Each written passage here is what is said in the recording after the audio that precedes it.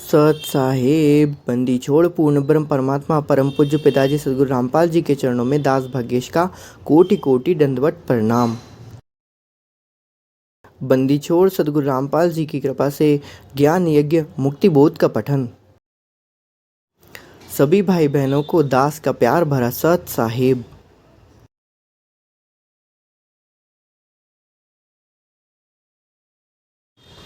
बंदी छोड़ पूर्ण ब्रह्म परमात्मा जगतगुरु तत्वदर्शी सदगुरु रामपाल जी भगवान के चरणों में दास भाग्येश का कोटि कोटि दंडवत प्रणाम। गरीब नमो नमो सतपुरुष को नमस्कार गुरु की नहीं तो नर मुनि जन साधवा संतो सर्वस दीन। सदगुरु साहिब संत सब दंडोतम प्रणाम। आगे पीछे मध्य हुए तिनको जा कुर्बान। नराकार निर्विषम काल जाल भय भंजनम निर्लेपम निज निर्गुणम अकल अनुपवे सुन्नुदनम सोहम सुरति समापतम सकल समानानि रतिलय उजल हिरंबर हरदम्बम बेपरवाह था है वार पार नहीं मध्यतम। गरीब जो सुमरे सिद्धि होई गणनायक गलताना करो अनुग्रह सोई पारस पद परवाना। आदि गणेश मनाओ गणनायक देवन देवा चरण कमल ल्योलाओ आदि अंत करूं सेवा।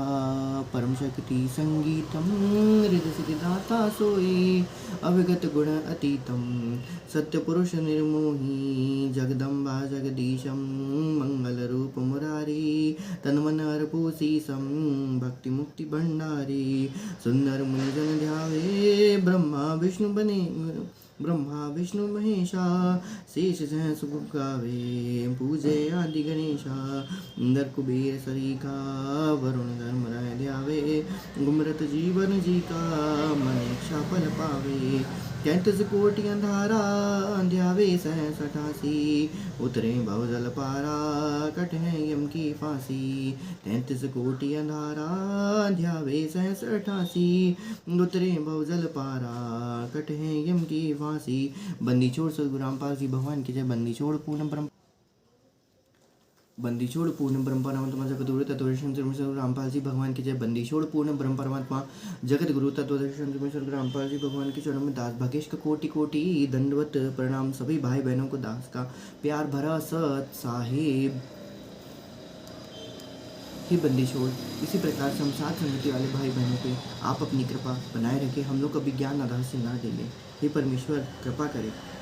हम पढ़ रहे हैं, हम लोग ज्ञान यज्ञ कर रहे हैं। परम पूज्य सदगुरुदेव परम पूज्य पिताजी सदगुरु रामपाल जी के कर कमलों से लिखी हुई मुक्ति बोध का हम पठन कर रहे हैं। हम लोग पढ़ रहे हैं सुमरन के अंक सलाद ज्ञान यज्ञ कर रहे हैं। सुमरन के अंक सलाद मुक्ति बोध पेज नंबर 88 तक हो चुका था कि किस प्रकार से रंका बंका का प्रभु पर अटल विश्वास था और उन्होंने परमात्मा के द्वारा की गई आकाशवाणी को उन्होंने नहीं माना था और परमात्मा के द्वारा दी हुई चीज़ों को भी उन्होंने पहले परमात्मा को पहले पूछा कि हे परमात्मा कि हम क्या आपके द्वारा इस दी गई चीज़ों को उपभोग करने के योग्य हैं। तो उसके बाद फिर उन्होंने क्या आपकी आज्ञा हो तो हम उसको उपभोग करें, जैसे उनकी झोपड़ी का उन्होंने किया था। उसी प्रकार से रंका बंका का प्रभु पे सदगुरु रामपाल जी भगवान पे उनके पूर्ण ब्रह्म पे उनको अटल विश्वास था। उनके प्रभु सदगुरु रामपाल जी हैं, परम पूज्य सदगुरु रामपाल जी। आगे परमात्मा ने यहाँ पर लिखा है कि उन्होंने अनहोनी करनी किस प्रकार से पूर्व जन्म की भक्ति के प्रतिफल में परमात्मा को अपने भक्तों के लिए अनहोनी करनी पड़ती है। आगे परमात्मा क्या लिखते हैं? आगे परमात्मा लिखते हैं रंका बंका ने वो पूर्णतः मर्यादा में थे और उन्हें परमात्मा का ज्ञान भी अच्छी तरीके से समझ में आ चुका था। आगे परमात्मा लिखते हैं विट्ठल के रूप में पेज नंबर 89 पे विट्ठल के रूप में प्रकट होकर नामदेव जी की रोटी खाना। परमात्मा लिख रहे हैं कि एक दिन नामदेव जी भेड़ बकरियां गाय चरा रहे थे। नामदेव जी भेड़ बकरियां गाय चरा रहा था। प्रतिदिन साथ में गांव के अन्य पाली या चरवाहे भी अपनी अपनी भेड़ बकरियां गाय चराते थे। वे पाली प्रतिदिन नामदेव पर व्यंग करते थे कि हे नामदेव, सुना है तुमने पत्थर की मूर्ति को दूध पिला दिया था। क्या सचमुच भगवान विट्ठल ने दूध पिया था? नामदेव के बोलने से पहले अन्य कहते थे कि पत्थर कभी दूध पीता है। एक ने कहा कि पंचायत में सबके सामने दूध पिलाया था। अन्य कहने लगे कि तूने देखा था, तुम इसका पक्ष कर रहे हो। नामदेव ने कहा कि भाइयों, वास्तव में विट्ठल जी ने दूध पिया था। अपने हाथों का कटोरा पकड़ा था, अपने हाथों में कटोरा पकड़ा था। हाँ, मैं झूठ नहीं कहता। सब पाली हंसते थे। कहते थे कि पत्थर कभी दूध पीते हैं, झूठ बोल रहा है। यह लगभग प्रतिदिन का झंझट नामदेव के साथ करते थे, नामदेव जी के साथ करते थे। एक दिन प्रतिदिन की तरह सब चरवाहे तथा नामदेव एक वृक्ष के नीचे बैठे खाना खाने के लिए अपनी अपनी रोटियां अपने अपने सामने रखे हुए थे। आगे परमात्मा लिखते हैं, किसी ने कपड़े को निकाल ली थी, किसी ने कपड़े से निकाल ली थी, किसी ने अभी रुमाल नुमा कपड़े छालने में बंदी सामने रखी थी। उसी समय एक ने कहा कि हे नामदेव, आज ये रोटियां जो आप अपने छालने में बंदी रखी है अभी तक ये झूठी नहीं हुई हैं, भगवान विट्ठल को खिला दो, हम सत्य मान लेंगे। ओए होए, अभी तक ये झूठी नहीं हुई है, भगवान विट्ठल को खिला दो, हम सत्य मान लेंगे। सब ने इस बात का समर्थन किया। नामदेव दुखी होते थे, बोलते कुछ नहीं थे, ठीक से खाना भी नहीं खा पाते थे, प्रतिदिन का यही दुख था। उसी समय एक कुत्ता आया, सबके बीच में बैठे नामदेव का रुमाल छानने में बंदी सब रोटियां उठाकर ले गया। यह देखकर सब पाली हंसने लगे कि विट्ठल भगवान ने तो स्वीकारी नहीं, कुत्ते ने स्वीकार ली। अन्य कहने लगे कि अरे उस दिन भी कुत्ता दूध पी गया होगा, नामदेव ने झूठ बोला होगा कि विट्ठल भगवान ने पिया है। नामदेव जी ने विट्ठल रूप परमात्मा रोटियां लेकर जाते दिखाई दिए। नामदेव जी को विट्ठल रूप परमात्मा रोटियां लेकर जाते हुए दिखाई दिए। इसलिए हम लोग भाई भगत कहते हैं, साथ संगति वाले, कि परमात्मा किसी प्रकार से आके क्या कर सकता है, भोजन प्रसाद ग्रहण कर सकता है। उसके लिए कोई किसी प्रकार का वो रूप धारण भी कर सकते, जिस प्रकार से बरहा रूप धरे परवाणी, है ना, नरसिंह रूप विदोधार्य, नरसिंह रूप धार्य। और इसी प्रकार से आगे लिखते हैं, नामदेव जी को विट्ठल रूप परमात्मा रोटियां लेकर जाते दिखाई दिए। सब्जी नामदेव के पास रखी रह गई थी। नामदेव जी सब्जी लेकर पीछे पीछे चल पड़े, कह रहे थे कि भगवान सब्जी भी ले लो, अकेले रोटी कैसे खाओगे। कुछ दूरी पर एक वृक्ष के नीचे भगवान विट्ठल रुक गए। भगवान ने कहा, आप मेरे साथ खाना खाओ। दोनों खाना खाने लगे। उन पालियों को आश्चर्य हुआ कि नामदेव कुत्ते के साथ खाना खा रहा था। सब पाली उठकर वह नज़ारा देखने गए। निकट से देखा तो वास्तव में विट्ठल भगवान ही नामदेव के साथ खाना खा रहे थे। सब पाली भगवान के चरणों में गिरकर क्षमा याचना करने लगे। भगवान ने कहा, सदगुरु रामपाल जी ने कहा, परम पूज्य पिताजी सदगुरु रामपाल जी ने कहा कि नामदेव से क्षमा मांगो। सबने नामदेव जी से क्षमा याचना करी। उसी समय विट्ठल रूप में प्रभु अंतर ध्यान हो गए। उसके पश्चात सब पालीगढ़ नामदेव का सम्मान करने लगे और पूरे गांव पुंडरपुर में पालियों ने आंखों देखी लीला की गवाही दी। हम लोग पढ़ रहे हैं सुमरन के अंक सरलाद, पेज नंबर 90। आगे परमात्मा लिखते हैं, संत गरीबदास जी ने वाणी नंबर 108 में कहा है कि जगत गुरु यानी परमेश्वर कबीर जी, सदगुरु रामपाल जी भगवान, जो सर्व को सच्चा ज्ञान देने वाले हैं, उन्होंने यह सब लीलाएं की। कलंद रूप का अर्थ है संत रूप में गुरु बनकर पंढरपुर में आश्रम बनाकर रहे। कलंदर रूप का अर्थ है कि संत रूप में गुरु बनकर पंढरपुर में आश्रम बनाकर रहे। उससे अच्छी आत्मा नामदेव जी की महिमा बढ़ाई तथा उनका कल्याण भी किया। आगे परमात्मा लिखते हैं, विट्ठल होकर रोटी खाई, नामदेव की कला बढ़ाई, पंढरपुर नाम परवाना, देवल फेरा दिवा दई छान, देवल फेर दिवा दई छान। परमात्मा लिखते हैं आगे, कुछ दिनों के पश्चात परमेश्वर कबीर जी उस आश्रम को त्याग कर कहीं चले गए, पुनः वहाँ नहीं आए। नामदेव जी ने बढ़ती लोकप्रियता को देखकर स्थानीय संत ब्राह्मण उनका विरोध करने लगे थे। परमात्मा को पता था कि ऐसा होने वाला है, इसलिए वो परमात्मा वहाँ से पहले से वहाँ पर चले गए थे। आगे परमात्मा लिखते हैं कि नामदेव जी विक्रम संवत सन 1380 सन 1323 में 53 वर्ष की आयु में पंढरपुर त्याग कर हरिद्वार चले गए थे। वहाँ भी नकली गुरुओं ने विरोध किया। वहीं से किसी हिंदू गुरु ने मुसलमानों से मिलकर दिल्ली के सम्राट मोहम्मद बिन तुगलक को शिकायत करके गाय को जीवित करने की शर्त रखी थी। तो सन 1325 में दिल्ली में नामदेव जी को बुलाया था और परमेश्वर कबीर जी ने गाय जीवित की थी। उसी समय सदगुरु कबीर जी ने नामदेव जी को रूप में दर्शन दिए और नामदेव जी को गुरु रूप में दर्शन दिए और अंतर्ध्यान हो गए। नामदेव जी हरिद्वार में 15 वर्ष रहे। वहाँ से सन 1338 विक्रम संवत 1395 में पंजाब के गाँव भूतविड़ में रहे। वहाँ से कस्बा घुमाण जिला गुरुदासपुर में अंतिम 20 वर्ष रहे, जहाँ पर वर्तमान में प्रतिवर्ष निर्वाण दिवस मनाया जाता है। इसका पेज नंबर वाणी नंबर 108 का सरलात यहाँ पर पवित्र सदगुरुदेव ने कर कमलों से यहाँ पर कंप्लीट करते हैं। यह संत नामदेव जी का संक्षिप्त जीवन चित्रण है। वाणी नंबर 109 का सरलात, पीपा राजा का वैराग्य। किस प्रकार से पीपा राजा ने क्या किया था, वैराग्य धारण किया था। सदगुरुदेव आगे लिखते हैं कथा में कि राजस्थान में गिगनौर नामक शहर में राजपूत राजा पीपा ठाकुर राज्य करता था। पीपा ठाकुर राज्य करता था। गिगनौर के वर्तमान नाम नागौर है। उनकी 3 रानियां थीं। पटरानी मुख्य पत्नी के नाम सीता था। काशी नगर उत्तर प्रदेश में आचार्य रामानंद जी रहते थे। काशी नगर उत्तर प्रदेश में आचार्य रामानंद जी रहते। रामानंद को गुरु बनाया। वे अब रामदेवानंद नाम कहाया। वे कबीर परमेश्वर जी की लीला तथा यथार्थ ज्ञान जानकर उनको प्राप्त ज्ञान का प्रचार किया करते थे, मंडली बनाकर चलते थे। एक बार स्वामी रामानंद जी गिगनौर शहर में चले गए। राजा को पता चला कि स्वामी रामानंद आचार्य जी आए हैं। उनका नाम बहुत प्रसिद्ध था। राजा पीपा जी देवी दुर्गा के परम भक्त थे। राजा पीपा जी जो थे वो क्या थे? देवी दुर्गा के परम भक्त थे। माता को ही सर्वोच्च शक्ति मानते थे। राज्य में सुख माता जी के आशीर्वाद से ही मानते थे। राजा को पता चला कि स्वामी रामानंद जी माता दुर्गा से ऊपर परमात्मा बताते हैं और कहते हैं कि माता दुर्गा की शक्ति से जन्म मरण तथा 84 लाख प्राणियों में शरीरों को कष्ट उठाना समाप्त नहीं हो सकता है। राजा को यह सुनकर अच्छा नहीं लगा। पेज नंबर 91, मुक्ति बोध सुमरन के अंक का सल्ला। राजा ने स्वामी जी को अपने घर बुलाकर पूछा कि आप कहते हो कि दुर्गा देवी जी से ऊपर अन्य परम प्रभु है। माता की पूजना से जन्म मरण 84 लाख प्रकार की प्राणियों में भ्रमण सदा बना रहेगा। जन्म मरण तथा 84 लाख प्रकार की योनियां वाला कष्ट पूर्ण परमात्मा की भक्ति के बिना समाप्त नहीं हो सकता। राजा ने बताया कि मैं प्रत्येक अमावस्या को माता का जागरण करवाता हूँ, भंडारा करता हूँ। माता मुझे प्रत्यक्ष दर्शन देती है। ओए होए, मुझसे बातें करती हैं। स्वामी रामानंद जी ने कहा कि आप माता जी से ही स्पष्ट कर लेना। भाई हम क्या बताएं, आप माता जी से ही स्पष्ट कर लेना। हम 6 महीने के पश्चात फिर इसी ओर आएंगे, तब आपसे भी मिलेंगे। स्वामी जी चले गए। स्वामी जी कि हाँ, रामानंद जी वहाँ से चले गए। अगली अमावस्या को राजा ने जागरण करवाया। माता ने दर्शन दिए। राजा ने प्रश्न किया कि हे माता, हे दुर्गा, आप मेरे जन्म मरण तथा 84 लाख प्राणियों के शरीर में कष्ट उठाना समाप्त कर दें। श्री देवी दुर्गा जी ने कहा कि राजन, तेरे राज्य में सुख मांग ले, राज्य विस्तार मांग ले, वह सब कर दूंगी, परंतु जन्म मरण तथा 84 लाख वाला कष्ट समाप्त करना मेरे बस से बाहर है। दुर्गा देवी प्रत्यक्ष प्रकट होकर क्या कह रही हैं कि भैया कि राज्य विस्तार मांग ले, तेको माया जितनी चाहिए तू मांग ले, लेकिन तेको 84 लाख के कष्ट मैं तेरे को और जन्म मरण का नहीं कर सकती, दूर नहीं कर सकती। बोल बंदी छोड़ सदगुरु रामपाल जी भगवान की जय। यह कहकर माता अंतर्ध्यान हो गई। राजा पीपर ठाकुर बेचैन हो गया कि जन्म मरण समाप्त नहीं हुआ तो भक्ति का क्या लाभ। स्वामी जी कब आएंगे? 6 महीने तो बहुत लंबा समय है।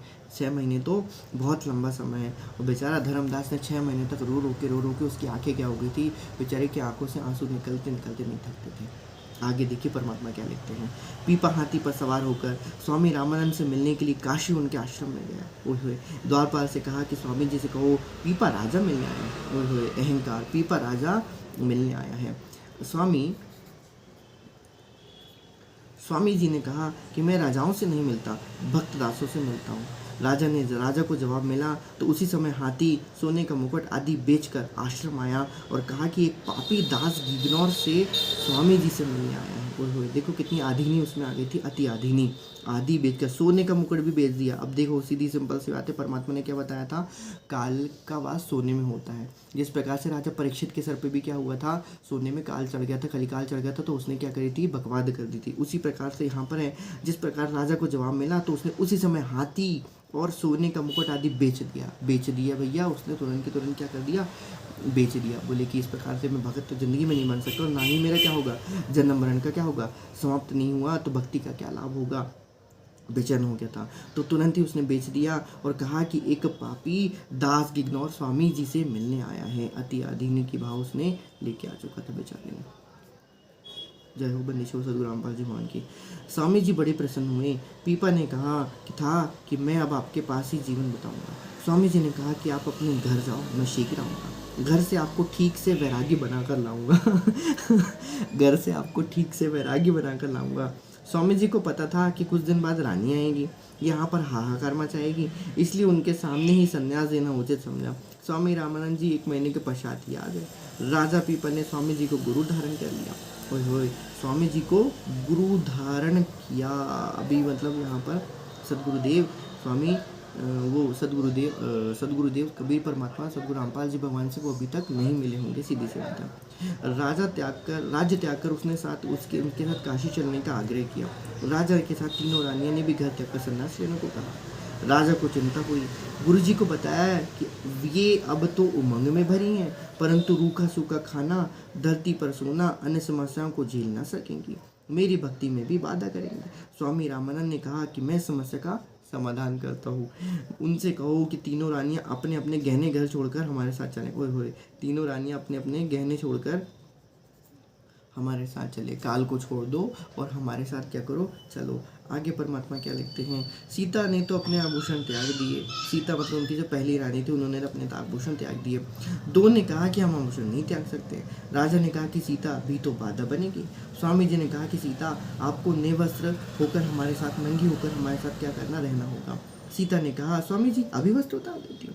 यह कहकर बटों के कपड़ों के बटन खोलने लगी। स्वामी रामानंद जी कहा कि बेटी बस कर, ये तेरी परीक्षा थी, तू सफल हुई हो।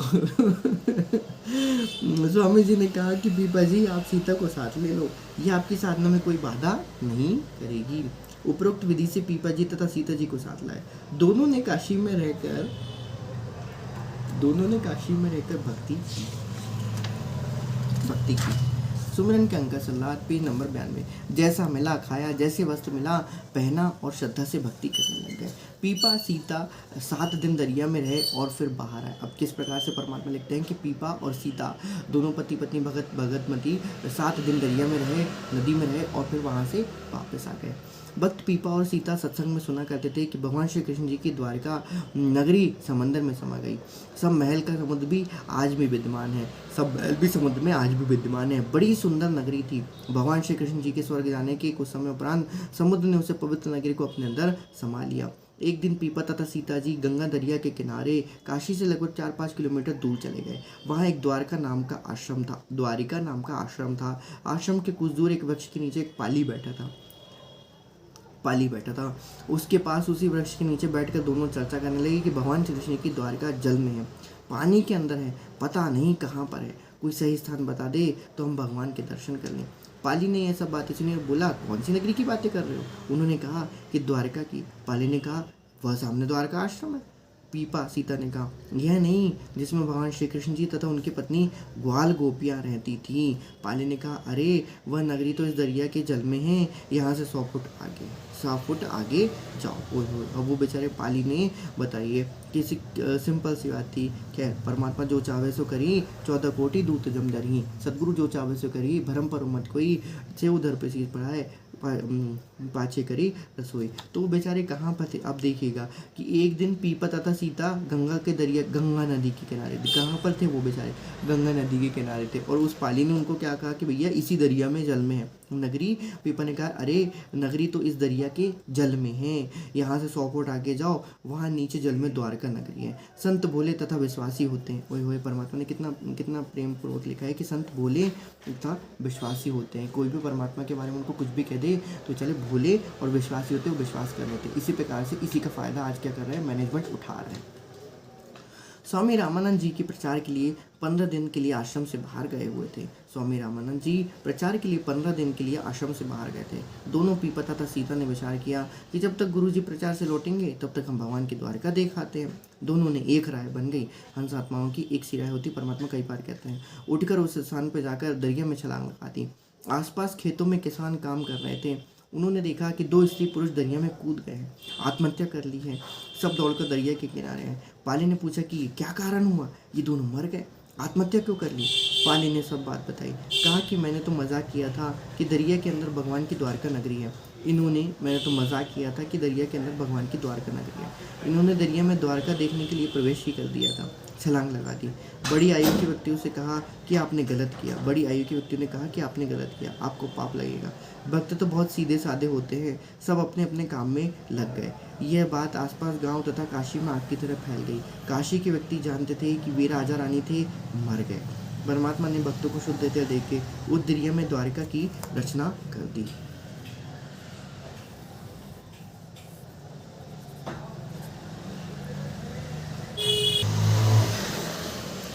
आगे परमात्मा लिखते हैं कि आपको पाप लगेगा। भक्त तो बहुत सीधे साधे होते हैं, सब अपने अपने काम में लग गए।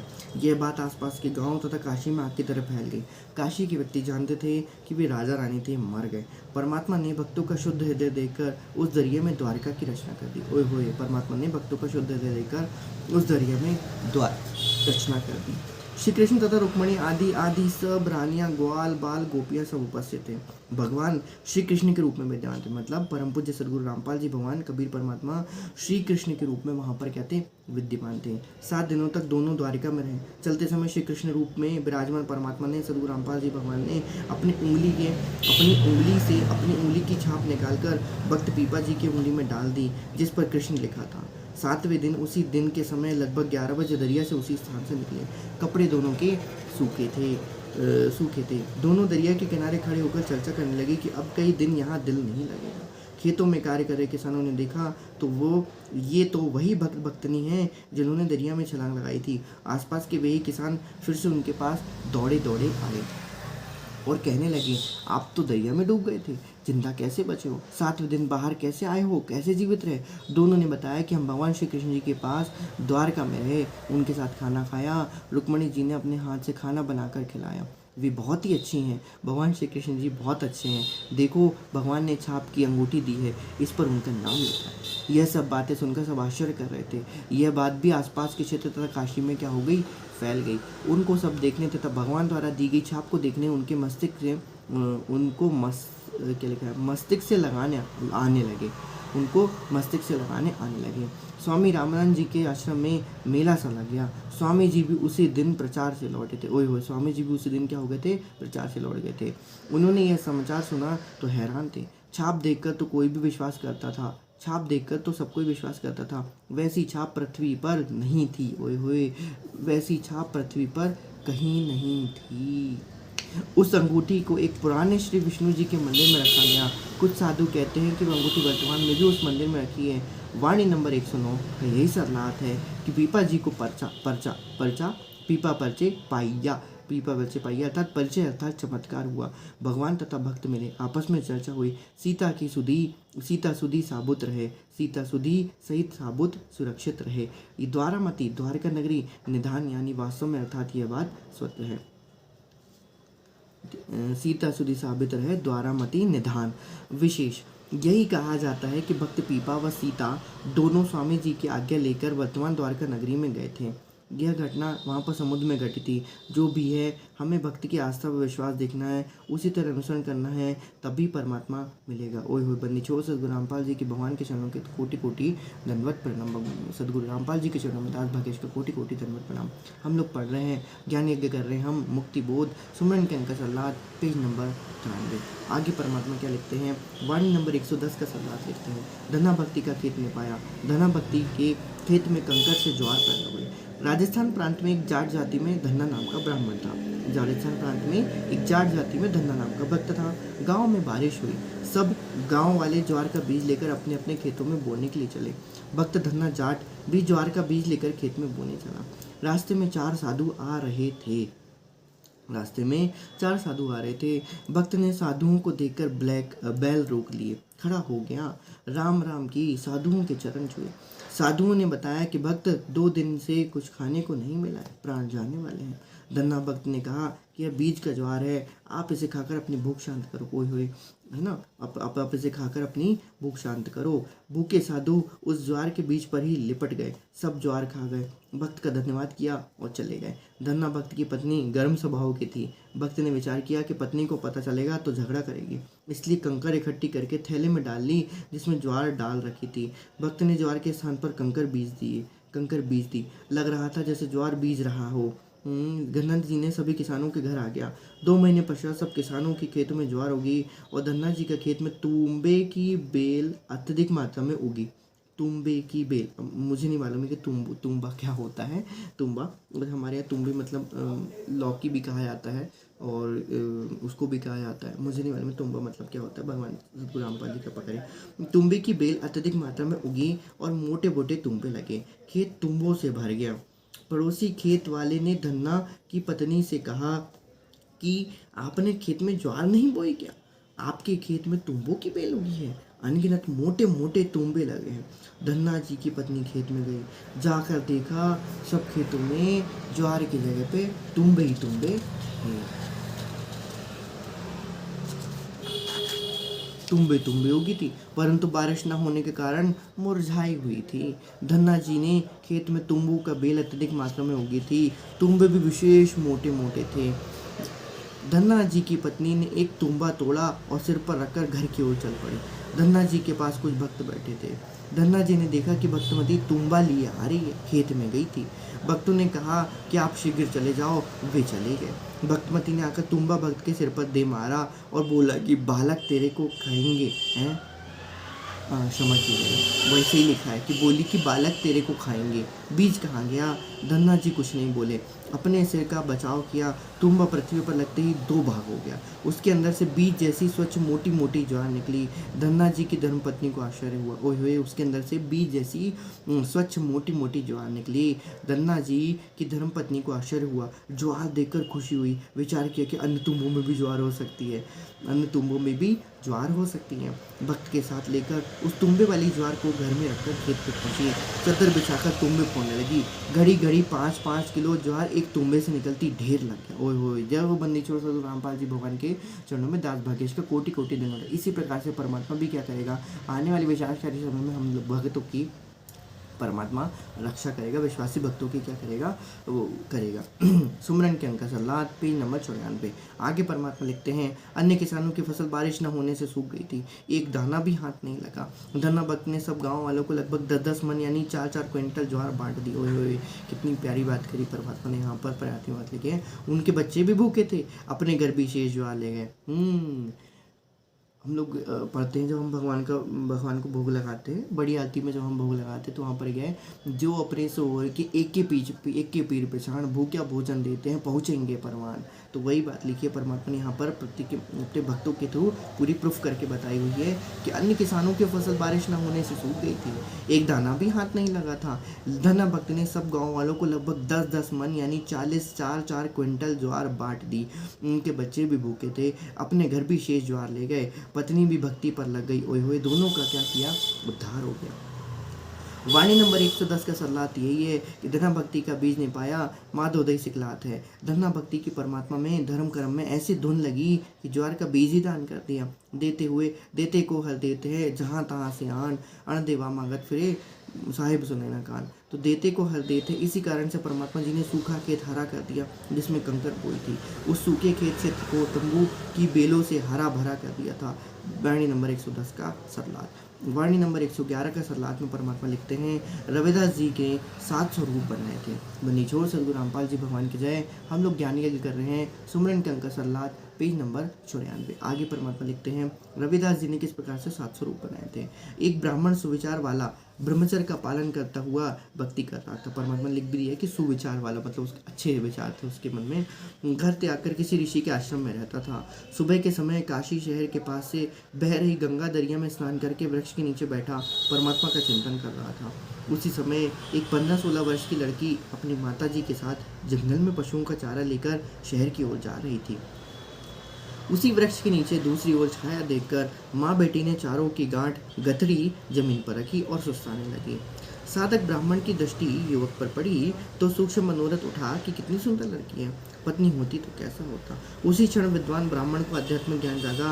अध्यात्म ज्ञान से अपनी साधना की हानि का ज्ञान हुआ कि जेती नारी देखिया मन दोष पाए, ताका दोष भी लगत है जैसे भोग कमाए। ओए होए, परमात्मा यहाँ पर क्या लिखते हैं, इसलिए बोलते हैं परमात्मा मनसा वाचा कर्मणा की भक्ति उनको मनसा वाचा कर्मणा से भी किसी भी परिस्थिति को भी क्या करना है, अपनी बहन की दृष्टि से ही देखना है जब तक वो आपकी पत्नी होती। यति यति जहान तात यति जति जहान अकल अकीन अजन्म गति अजन्म जति। आगे परमात्मा क्या लिखते हैं कि अर्थात मन में मिलन करने के दोष से भी जितनी भी स्त्रियों को देखा है उतनी ही स्त्रियों के साथ सूक्ष्म मिलन का पाप भी लग जाता है। ओए होए, हाँ ये बात तो सत्य है कि सूक्ष्म मिलन का भी क्या लगता है, पाप लग जाता है। अध्यात्म में भी यही प्रमाण है कि मन में मलिनता आ ही जाती है, परंतु उसे तुरंत सुविचारों के समाप्त किया जा सकता है। एक युवक साइकिल से अपने गाँव आ रहा था। परमात्मा आगे की कथा लिखते हैं कि किस प्रकार से सुविचारों से उनको समाप्त किया जा सकता है। इसलिए परमात्मा ने पहले ही वहाँ पर लिख दिया था कि एक ब्राह्मण सुविचार वाला मतलब कि यदि आ रहा है तो विश्व तत्व ज्ञान के सहारे तुरंत उसको क्या कर लो, नहीं मन तू गलत कह रहा है, ये मेरी बहन है, सतलोक से आई हुई है, मेरी बहन है, ठीक है। तो वही बात आती है। इस प्रकार से उनके सुविचारों से उनके कर्मफल को तुरंत क्या किया जा सकता है, समाप्त किया जा सकता है। एक युवक साइकिल से अपने गांव आ रहा था। वह पड़ोस के गांव में गया था। उसने दूर से देखा कि 3 लड़कियां सिर पर पशुओं का चारा लिए उसी गांव की ओर जा रही थी। वह उनके पीछे साइकिल से आ रहा था। उनमें उनमें से एक लड़की उस तीनों में अधिक आकर्षक लग रही थी। पेज नंबर 95, मुक्ति बोध सुमरन के अंक का सलाद, पेज नंबर 95। उसने उनमें से एक लड़की उन तीनों में अधिक आकर्षक थी लग रही थी। पीठ की ओर से लड़कियों को देख रहा था। उस एक लड़की के प्रति जवानी वाला दोष विशेष उत्पन्न था। उसी दोष दृष्टि से उसने उन लड़कियों के आगे साइकिल निकालकर उस लड़की का मुख देखने के लिए पीछे चला तो वह उसकी सगी बहन थी। ओए होए, उसे देखते ही सुविचार आया। कुविचार ऐसे चला गया जैसे उन्हें सोचा ही नहीं था। उस युवक को आत्मग्लानि हुई और सुविचार इतना गहरा बना कि कुविचार समूल नष्ट हो गया। ये पुण्यात्माओं, यहाँ पर ये परमात्मा बताते हैं कि इसी तरीके से काल भी है। काल क्या करता है, हमने बहुत बार सुना है कि भैया यदि किसी को बर्बाद करना है तो उसके बच्चे को क्या कर दो, अपने जैसा बना दो। ये बहुत कहानियाँ कई बार जो भी यदि आपने कहीं सुना होगा, तो ये स्ट्रैटेजीज में बताई जाती हैं कि यदि किसी को बर्बाद करना है तो उनकी देश की जनता को, उनकी नवयुवकों को क्या कर दो, उनको बिगाड़ दो। उसी प्रकार से परमात्मा ने यहाँ पर बताया है कि उसको देखते ही सुविचार आ गया। अब इसी प्रकार से काल ने क्या किया है, काल ने पहले सबको क्या किया, दोष में दे दिया। उसने सबसे पहले ब्रह्मा जी को दोष लगवाया था, किसी प्रकार से काम वासना से। उस खुद में भी था, ब्रह्मा जी को भी लगवाया, आदि सभी देवी देवताओं को भी उसने क्या किया, काम वासना के थ्रू क्या करे, बांध के पूरा क्या हुआ है, रखा हुआ है। परमात्मा इसलिए कहते हैं सुन नर मुनि 33 करोड़ी, ये सब बंधे काल की जोड़ी। फिर परमात्मा क्या कहते हैं, जब रंग हंसा हमरी आना, काला लगे ना तुम्हारा माना। परमात्मा क्या कहते हैं कि भैया जितनी भी स्त्रियाँ हैं, जब तक आपका उनके शादी ब्याह नहीं हो जाता तब तक हर कोई स्त्री आपके लिए क्या है, लड़की क्या है, आपके लिए बहन के समान होती है। और यदि आपकी कोई पत्नी बन भी जाती है तो परमात्मा ने क्या कहा है, समय के अनुसार जब आपके बच्चे बड़े हो जाते हैं तो आप दोनों के मन में एक भाई बहन जैसा और एक मित्रवत जैसा व्यवहार होना चाहिए, और अंत समय में एक बहन भाई जैसा व्यवहार होना चाहिए। बाकी इसके अलावा कोई काम का हमारे मन में या हमारे उसमें किसी प्रकार का कोई रोल काल है ही नहीं। परमात्मा आगे क्या लिखते हैं, तो कुविचार ऐसे चला गया कि जैसे सोचा ही नहीं था। ओह, परमात्मा कितना अच्छा लिखते हैं कि कुविचार ऐसे चला गया कि जैसे सोचा ही नहीं था। परमात्मा ने इसलिए क्या किया है, ओम और तत्व नाम की भक्ति दी हुई है, क्योंकि ओम नाम के जब से भी क्या होते हैं, हमारे बहुत सारे क्या होती है, गंदे विचार जो होते हैं वो उनके कर्म कट जाते हैं। उनके मनसा वाचा कर्म में हमारे पापों की रक्षा एक प्रकार से होती है। उस युवक को आत्मग्लानि हुई और सुविचार इतना गहरा बना कि कुविचार समूल नष्ट हो गया। ओह, कितनी अच्छी बात लगी कि सुविचार इतना गहरा बन गया कि कुविचार समूल नष्ट हो गया। कहीं भी हो सकता है। उस नेक ब्रह्मचारी ब्राह्मण को तो पता था कि कुविचार के पाप को सुविचार की दृढ़ता तथा यथार्थता से समूल नष्ट किया जा सकता है। ओए, परमात्मा यहाँ पर कितनी प्यारी बात लिखी हुई है। यहाँ पर परमात्मा ने यहाँ पर इसको अंडरलाइन करने वाली बात है। ये हमेशा अपने मन में ध्यान करने वाली बात है कि कुविचार के पाप को सुविचार की दृढ़ता तथा यथार्थता से समूल नष्ट किया जा सकता है। मेरी बहन है, सतलोक से आई हुई है। काल तुम्हारा मन जो है, तुम्हारा एलिमेंट है। जिस प्रकार से तुमने जो धत कर्म किया था, तुम उसी प्रकार के धत कर्म में हमें भी फैला के हमारे मन में उत्पन्न करके क्या करना चाहते हो, हमें हमारे पतिव्रत धर्म से और हमारे परमात्मा की मर्यादाओं से गिराना चाहते हो। तो हम आपके इस चक्कर में नहीं आने वाले हैं। और ये ज्ञान बिल्कुल सत्य है कि हम लोग सतलोक से ही आए हुए थे। वहाँ पर सब भाई बहनों की दृष्टि से रहा करते थे। तो ये कहना कि भैया ये तो पॉसिबिलिटी नहीं होती है।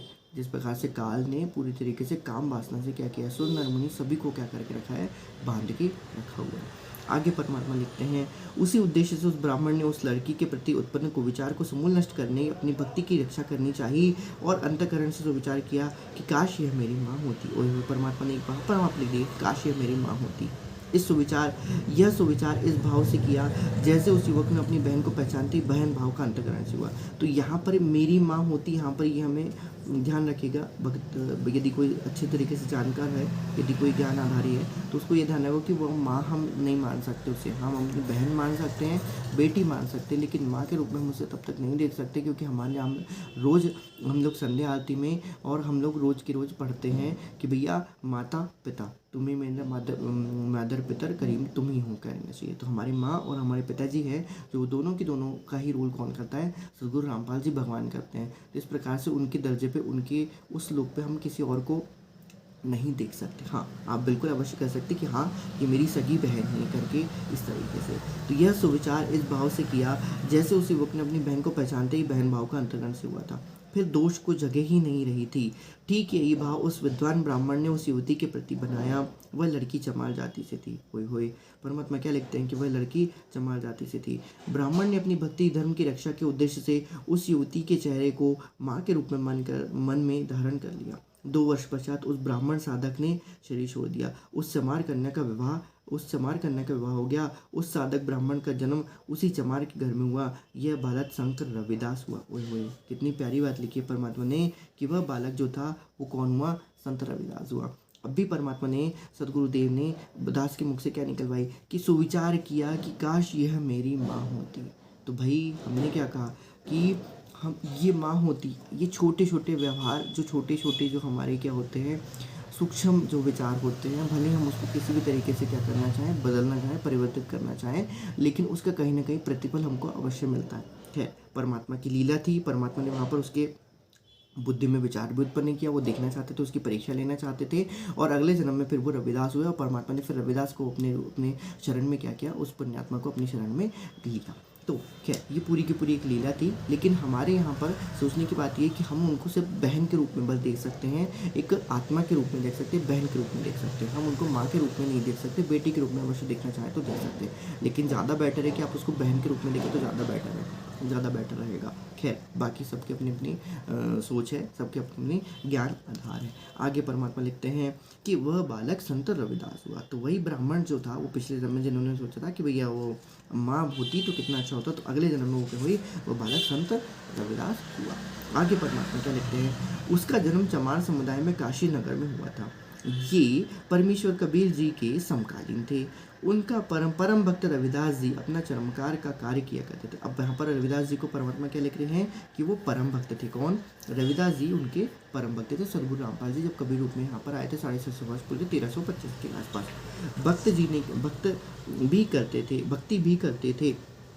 परमेश्वर कबीर जी ने काशी के प्रसिद्ध आचार्य स्वामी रामानंद जी को यथार्थ भक्ति मार्ग समझाया था।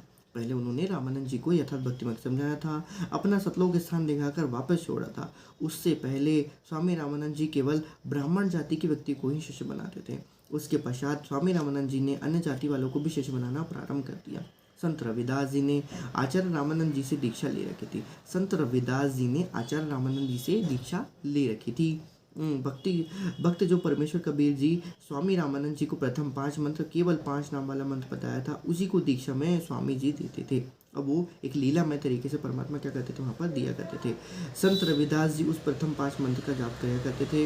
एक दिन एक ब्राह्मण संत रविदास जी को रास्ते में मिला और बोला, भगत जी आप गंगा स्नान के लिए चलोगे? मैं जा रहा हूँ। संत रविदास जी ने कहा, मन चंगा तो कटौती में गंगा, मैं नहीं जा रहा। पंडित जी बोले, क्या आप नास्तिक होकर लगते हो?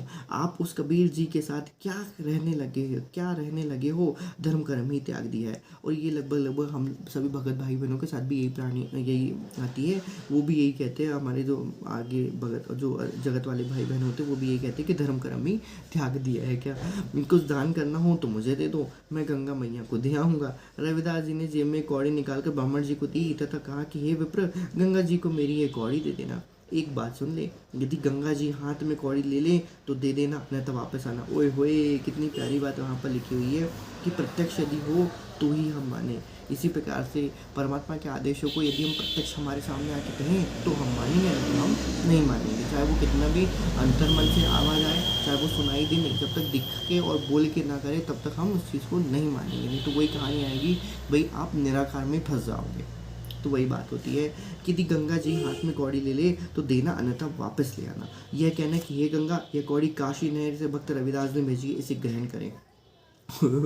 अब इतना कहना चाहिए, एटीट्यूड होना, एटीट्यूड नहीं कह सकते, भक्तों को वैसे एटीट्यूड होता नहीं है, लेकिन एटीट्यूड में कहना और इस प्रकार से विश्वास के साथ कहना कि भैया, उनको कहना, गंगा से कहना कि ये कौड़ी काशी शहर से भक्त रविदास ने भेजी, आप इसे क्या करें, ग्रहण करें। पंडित जी ने गंगा दरिया पे खड़ा होकर ये शब्द कहे तो गंगा के किनारे के पास में भक्ति की कौड़ी हाथ निकाल कर ली और दूसरे हाथ से पंडित जी को एक स्वर्ण का कंगन दिया जो अति सुंदर और मूल्यवान था। ओए होए ओए होए। तो गंगा जी ने क्या किया? अब खैर ये लीला तो परमात्मा ने करी होगी, वहाँ पर सदगुरु रामपाल जी ने की होगी। खैर आगे परमात्मा के लिए पंडित जी ने गंगा दरिया पर खड़ा होकर ये शब्द कहे तो गंगा के किनारे पास से भक्त की कौड़ी हाथ निकाल कर ली और दूसरे हाथ में पंडित जी को एक स्वर्ण का कंगन दे दिया जो कि अति बहुमूल्य था। गंगा, पेज नंबर 96, सुमरन के अंक का सलाह। गंगा ने कहा कि यह कंगन परम भक्त रविदास जी को देना। ओए होए, उन्होंने भी क्या, वो जानते थे कि परम भक्त रविदास जी को, सूक्ष्म रूप में सब कहानी हुई थी वहाँ पर। तो परमात्मा आगे क्या लिखते हैं? कहना कि आपने मुझ गंगा को कृतार्थ कर दिया अपने हाथ से प्रसाद देकर। ओए होए ओए होए ओए होए। बंदी छोड़ सदगुरु रामपाल सिंह भगवान के चरणों में सभी दासों का कोटि कोटि दंडवत प्रणाम। परमात्मा क्या लिखते हैं कि कहना कि आपने मुझ गंगा को कृतार्थ कर दिया आपके हाथ से प्रसाद देकर। ओए होए, कितनी प्यारी बात कहती है। मैं संत को क्या भेंट दे सकती हूँ? यह तुच्छ भेंट स्वीकार करना। मैं संत को क्या भेंट दे सकती हूँ? माया दासी संत की उभय दे आशीष। तो मैं संत को क्या भेंट दे सकती हूँ? यह तुच्छ भेंट स्वीकार करना। किसने कहा? गंगा ने कहा कि रविदास जी को कहिएगा कि आप परम भक्त हैं, आप कृपा करके ये स्वीकार करें, मैं आपको कुछ नहीं दे सकती हूँ, पर ठीक है भेंट स्वीकार करें। पंडित जी उस कंगन को लेकर चल पड़े। पंडित जी के मन में लालच हुआ। ओए ओए, एक साथ कई परीक्षाएं परमात्मा एक साथ ले लिया। लालच हुआ कि यह कंगन राजा को दूंगा, राजा इसके बदले में मुझे बहुत धन देगा। वह कंगन पंडित जी ने राजा को दिया जो अद्भुत कंगन था। पंडित जी को बहुत सा धन देकर विदा किया तो उसका नाम पता नोट किया। राजा ने वह कंगन रानी को दिया। रानी ने कंगन देखा तो अच्छा लगा, ऐसा कंगन कभी नहीं देखा ही नहीं था। रानी ने कहा कि एक कंगन ऐसा ही और चाहिए, जोड़ा होना चाहिए। बंदी छोड़ सदगुरु रामपाल जी भगवान की जय। आगे परमात्मा क्या लिखते? जोड़ा होना चाहिए। राजा ने उसी पंडित को बुलाया और कहा कि जैसा कंगन पहले लाया था वैसा ही एक और ला कर दे, जो धन कहेगा वही दूंगा, यदि नहीं लाया तो सपरिवार मौत के घाट उतार दिया जाएगा। लालच, कुबुद्धि, कुकर्म, कुविचार, ये लालच का फल यही है, मौत के घाट उतार दिया जाएगा। सही बात। लाएगा तो लाएगा कहाँ से? फिर से क्यों एक कहानी बताएगा। अब वो भी चीज़ पॉसिबल नहीं हो सकती, क्योंकि एक बार जो हो गई वो तो हो गई। उस धोखेबाज 420 के सामने पहाड़ जैसी समस्या खड़ी हो गई। ओए होए, कितनी प्यारी बात लिखी परमात्मा ने। सही बात थी, भैया यदि नहीं लाया तो सपरिवार मौत के घाट उतार दिया जाएगा। सब सुनारों के पास फिरकर अंत में परम भक्त रविदास जी के पास आया। ओए होए, अपनी गलती स्वीकार करी। सर्व घटना गंगा को कौड़ी देना, बदले में कंगन का लेना, उस कंगन को भक्त रविदास जी को ना देकर मुसीबत मोल लेना, आदि आदि सब बताई। पंडित जी ने गिड़गिड़ाकर रविदास जी से अपने परिवार के जीवन की भिक्षा मांगी। और आप सभी याद आने लगा, पंडित के परिवार के जीवन की भिक्षा आने लगी। वो कहते हैं लातों की बुद्ध बातों से नहीं मानते। परमात्मा बंदर दिखाएगा, बंदर सबको, कि परिवार के जीवन की भिक्षा मांगी। अब बंदर दिखाएगा परमात्मा हर किसी को। रविदास जी ने कहा कि पंडित जी आप क्षमा के योग्य नहीं हैं, परंतु परिवार पर आपत्ति आई है। ओके, आप क्षमा के योग्य नहीं हैं लेकिन परिवार पर आपत्ति आई है, इसलिए आपकी सहायता करते हैं। आप इस पानी की कटौती, मिट्टी का बड़ा टब जिसमें चमड़ा भिगोया जाता है, में हाथ डालना और गंगा से ये कह दे कि भक्त रविदास जी की प्रार्थना है कि आप कटौती में आए और एक कंगन वैसा ही दे। ओए होए, वहाँ पर उन्होंने क्या किया? वहीं के वहीं उन्होंने रविदास जी ने कहा कि ये जो इस पानी की कटौती, मिट्टी का बड़ा टब है जिसमें चमड़ा भिगोया जाता है, उस चमड़े के पानी में परमात्मा क्या होगा? वहाँ पर उन्होंने क्या किया? ये चमड़े का, जिसमें चमड़ा धोया जाता था, धोया जाता था, उसमें गंगा क्या हो जाए? प्रकट हो जाए। और वहाँ पर जैसा कंगन उन्होंने पहली बार दिया था वैसा ही दूसरा कंगन क्या कर दें? उसको दे दे।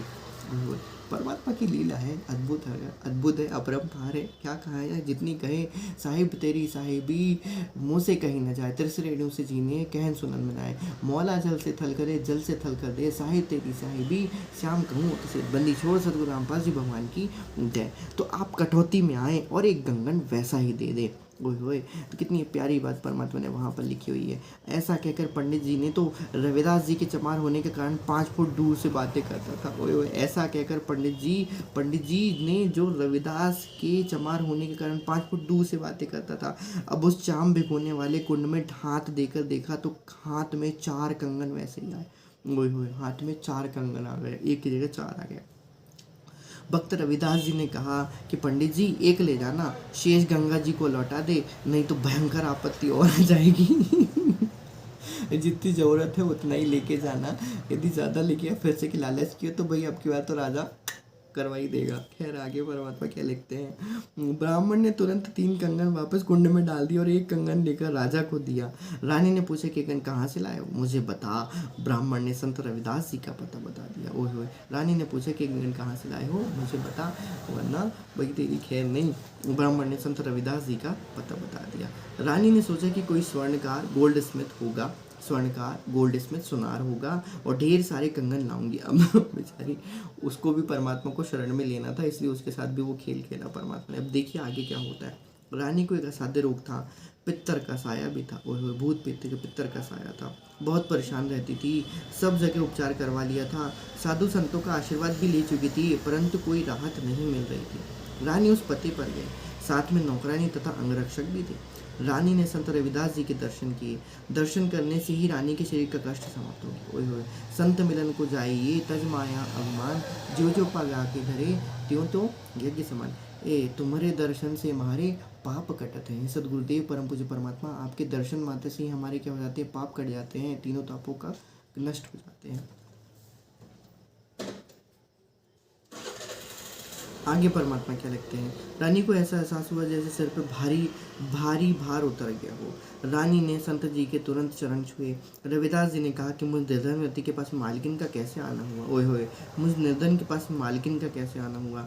रानी ने कहा कि मैं तो सुनार की दुकान समझ कर आई थी गुरुजी, मेरा तो जीवन ही धन्य हो गया। ओए होए, मैं तो सुनार की दुकान समझ के आई थी गुरुजी, मेरा तो जीवन ही क्या हो गया, धन्य हो गया। रोग के कारण मेरा जीवन नरक बना था, आपके दर्शन से ही मैं स्वस्थ हो गई हूँ। मैंने इसके उपचार के लिए कोई कसर नहीं छोड़ी थी, परंतु कोई लाभ नहीं हो रहा था। संत रविदास जी ने कहा कि बहन जी, आपके पास भौतिक धन तो पर्याप्त है, परंतु आपके पूर्व जन्म के पुण्यों का फल है। भविष्य में भी सुख प्राप्ति के लिए आपको वर्तमान में पुण्य करने पड़ेंगे। हम लोग पढ़ रहे हैं, हम लोग ज्ञान यज्ञ कर रहे हैं, मुक्ति बोझ सुमरन के अंक सल्लाद, पेज नंबर 97। आगे परमात्मा क्या लिखते हैं, रविदास जी क्या कह रहे हैं कि भविष्य में सुख प्राप्ति के लिए आपको वर्तमान में पुण्य करने पड़ेंगे। आध्यात्मिक धन संग्रह करो, अध्यात्म धन संग्रह करो। रानी ने कहा कि संत जी, मैं बहुत दान धर्म करती हूँ, महीने में पूर्णमासी का भंडारा करती हूँ, काशी तक आसपास के ब्राह्मण तथा संतों को भोजन कराती हूँ। संत रविदास जी ने कहा, बिन गुरु भजन दान व्रत हैं, जो लूटा चोर, ना मुक्ति ना लाभ संसारी, कह समझाऊँ तोर। कबीर, गुरु बिन माला फेरते, गुरु बिन देते दान, गुरु बिन दोनों निष्फल हैं, चाहे पूछो भेद पुराण। इसके अलावा भी हम गुरु चरणामृत का महत्व भी पढ़ते हैं, वो भी यहाँ पर समेकित होकर यहाँ पर परमात्मा की लीला को क्या करता है, उनकी लीला को, उनकी महिमा को आगे बढ़ाता है। तो रविदास जी क्या कहते हैं, बिना गुरु भजन दान व्रत है, जो लूटा चोर, ना मुक्ति ना लाभ संसारी, कह समझाऊँ तोर। कि बिना गुरु के आपने जो भजन और दान जो भी किया है वो सब क्या है, व्यर्थ है, जैसे कि चोर लूट लिया है। आपका ना मुक्ति होती है, ना ही संसार का कोई लाभ होता है। अब आपको कैसे तरीके से समझाऊँ मैं। रानी ने कहा कि हे संत जी, मैं एक ब्राह्मण गुरु बनाया है। रविदास जी ने कहा कि नकली गुरु से कुछ लाभ नहीं होता, आप जी ने गुरु भी बना रखा है और कष्ट यथावत थे, ऐसे लाभ, ऐसे गुरु से क्या लाभ, ऐसे गुरु से। रानी ने कहा कि आप सत्य कहते हैं, आप मुझे शिष्या बनाओ। ओए होए, उसने फिर वहाँ पर क्या करे, उसने जात न पूछी साधु की, उसने क्या किया, जात न पूछी साधु की, पूछ लीजिए ज्ञान, कीजिए मोल सलवार का, पड़ी रहने दो म्यान। वही लिखते हैं कि भाई आप तो मुझे क्या करिए, ज्ञान दीजिए, आप तो मुझे शिष्या बना लो। रविदास जी ने रानी को प्रथम मंत्र दिए। रानी ने कहा कि गुरुजी, अब की पूर्णमासी को आपके नाम से भोजन भंडारा लंगर करूंगी, आप जी मेरे घर पर आना। निश्चित तिथि को रविदास जी राजा के घर पहुँचे। ओए होए, रविदास जी राजा के घर पहुँचे। पूर्व में आमंत्रित 700 ब्राह्मण भी भोजन भंडारे में पहुँचे। भंडारा शुरू हुआ। रानी ने अपने गुरु रविदास जी को अच्छे आसन पर बैठा रखा था। उसके साथ 700 ब्राह्मणों को भोजन के लिए पंडित पंक्ति में बैठने के लिए निवेदन किया। ब्राह्मण कई पंक्तियों में बैठे थे, भोजन सामने रख दिया गया था। उसी समय ब्राह्मणों ने देखा कि रविदास जी अछूत जाति वाले साथ में बैठे हैं। सब उठ गए और कहने लगे कि हम भोजन नहीं करेंगे, ये अछूत रविदास जो बैठा है इसे दूर करो। रानी ने कहा कि यह मेरे गुरुजी हैं, ये दूर नहीं होंगे, ये दूर नहीं होंगे, मेरे गुरु हैं, ये मेरे से दूर नहीं होंगे। संत रविदास जी ने रानी से कहा कि बेटी आप मेरी बात मानो, मैं दूर बैठता हूँ। रविदास जी ने उठकर ब्राह्मणों से यहाँ जूती निकाल रखी थी। रविदास जी उठकर ब्राह्मणों ने जहाँ जूती निकाल रखी थी उनको पीछे बैठ गए, उसके पीछे बैठ गए। पंडित जन भोजन करने बैठ गए। उसी समय रविदास जी ने 700 रूप बने और प्रत्येक ब्राह्मण के साथ थाली में खाना खाते दिखाई दिए। ओए होए, जय हो बंदी छोड़ सदगुरु रामपाल जी भगवान की जय, जय पूर्ण ब्रह्म परमात्मा सदगुरु रामपाल जी भगवान की जय। ये जो है सभी कहानियाँ, ये कथाएँ हैं जो, ये किसी भगत की बस की बात नहीं है। और यदि भगत इस प्रकार का दिखाता है अपनी सिद्धियां नष्ट कर रहा है, तो सीधी सिंपल सी बात है कि ये सब सारी की सारी लीलाएं जो हमने यहाँ पर अभी देखी, कथाएं जो हमने सुनी, इनमें जितना भी जो भी अनहोनी घटना हुई थी, जो भी कुछ यहाँ पर हुआ था, वो परम पूज्य परमात्मा सदगुरु रामपाल जी की कृपा से उन्हीं ने ही क्या किया था, उन्हीं ने यहाँ पर किया है। आगे परमात्मा लिखते हैं, उस समय रविदास जी ने 700 रूप बने और प्रत्येक ब्राह्मण के साथ थाली में खाना खाते दिखाई दिए। एक ब्राह्मण दूसरे को कहता है कि आपके साथ एक शूद्र रविदास भोजन कर रहा है, छोड़ दे इस भोजन को। सामने वाला कहता है कि आपके साथ भी भोजन खा रहा है। इस प्रकार प्रत्येक के साथ रविदास जी भोजन खाते दिखाई दिए। रविदास जी दूर बैठे कहने लगे कि हे ब्राह्मणगण, मुझे क्यों बदनाम करते हो, देखो मैं तो यहाँ बैठा हूँ। इस लीला को राजा, रानी, मंत्री, सब उपस्थित गणमान्य व्यक्ति भी देख रहे थे। तब रविदास जी ने कहा कि ब्राह्मण कर्म से होता है, जाति से नहीं। ओए होए, तब रविदास जी ने कहा कि ब्राह्मण कर्म से होता है, जाति नहीं। ब्राह्मण सोजो ब्रह्म पहचाने। अपने शरीर के अंदर खाल के भीतर स्वर्ण का जनेऊ दिखाया। वो अपने शरीर के अंदर खाल के भीतर उन्होंने क्या किया, स्वर्ण का जनेऊ दिखाया। कहा कि मैं वास्तव में ब्राह्मण हूँ, जन्म से ब्राह्मण हूँ, मैं जन्म से ही ब्राह्मण हूँ। कुछ देर सत्संग सुनाया। उस समय 700 ब्राह्मण ने अपने नकली जनेऊ, कच्चे धागे की डोर जो गले में तथा काक के नीचे से दूसरे कंधे पर बंधी होती है, तोड़कर फेंक दी थी। तथा संत रविदास जी के शिष्य हुए। यहाँ पर लीलामय तरीके से परमात्मा क्या करते हैं, भक्तों को अपने लीला दिखाते हैं और उनको अपने शिष्य बनाते हैं। तो संत रविदास जी के शिष्य हुए, सत्य साधना करके अपना कल्याण कराया। ओए होए, सत्य साधना करके अपना कल्याण कराया। 700 ब्राह्मण द्वारा उतारे गए जनेऊ को सूत तथा 1.25 मन किलोग्राम तोल हुआ था। ओए होए, 700 ब्राह्मण द्वारा उतारे गए जनेऊ का सूत 1.25 मन मतलब 50 किलोग्राम तोल हुआ था। 1.25 मन माने 50 किलोग्राम, 1 मन माने 40 किलो, उसके ऊपर सवाया मतलब उससे 10% सॉरी उसका 1/4 ज़्यादा, तो हो गए दोनों 40 धन 50 बराबर 50 हो गए, 40 धन 10 बराबर 50 हो गए। उपरोक्त वाणी नंबर 111 का एक सलाती है भी है, पेज नंबर 97। अब पेज नंबर 98 हम लोग पढ़ रहे हैं, ज्ञान यज्ञ कर रहे हैं, मुक्ति बोध सुमरन के अंक सलाह, पेज नंबर 98। उपरोक्त वाणी नंबर 111 का भी यही सलाहत है। जग जौनार का अर्थ है धार्मिक कार्य करवाना, धार्मिक भोजन भंडारा यानी धर्म यज्ञ करवाना। चोले माने शरीर, धरे मतलब धारण किए, गौड़ मतलब ब्राह्मण। एक रविदास उसके साथ एक गौड़ भोजन करते समय बैठे दिखाई दिए। रैदास रविदास, रंगीला रंग, भक्ति में रंगा मस्त भक्त। तो सभी के परमात्मा ने एक करके क्या किया है, उसका यथार्थ अर्थ करके बनाया हुआ है। ब्राह्मणों ने दिए जनेऊ तोड़, अपने अपने जनेऊ तोड़ डाले और रविदास जी से सत्यनारायण की दीक्षा लेकर मोक्ष प्राप्त किया। वाणी नंबर 111 का सलाहत यहाँ पर परमात्मा सदगुरुदेव से कंप्लीट करते हैं। आगे देखते हैं वाणी नंबर 112। अब वाणी नंबर 112 दूसरी वीडियो में देखना पड़ेगा और यहाँ पर सुमरन के अंक का सलाहत क्या हो जाता है, कंप्लीट हो जाता है। बंदी छोड़ सदगुरु रामपाल जी भगवान की जय। बंदी छोड़ पूर्ण ब्रह्म परमात्मा सदगुरु जगतगुरु तत्वरूप संत रामपाल जी भगवान के चरणों में दास भागेश का कोटि कोटि दंडवत प्रणाम। एक घड़ी आधी घड़ी, आधी में बुनियाद, कबीर संगत साधु की कटे कोटि अपराध।